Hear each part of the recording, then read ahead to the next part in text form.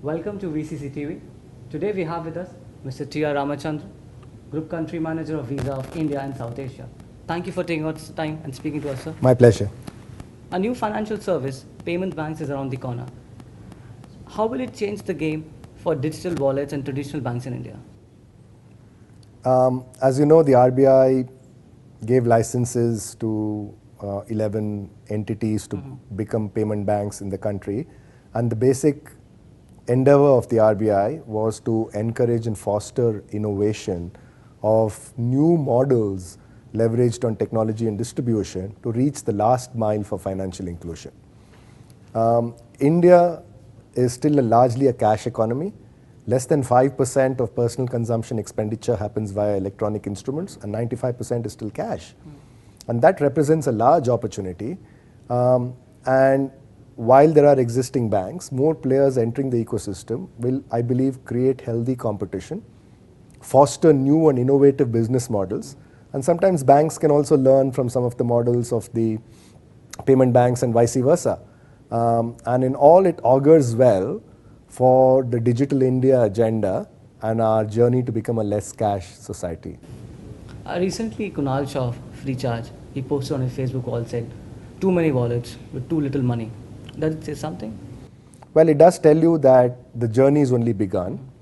First step is to have people having 100, 150 million wallets. And of course, the second step of the journey, which is exciting but equally challenging, is to get consumers to actually load money into the wallets and start using it. And currently there is an arbitrage because wallets, you don't require two-factor authentication, whereas banks still require it. Exactly. And so consumers are using these wallets. But when some of these digital wallet players like Paytm, for example, become a bank, how they deal with it will be an interesting role play that will unfold. And how has e-commerce changed things for Visa and payment banks in India?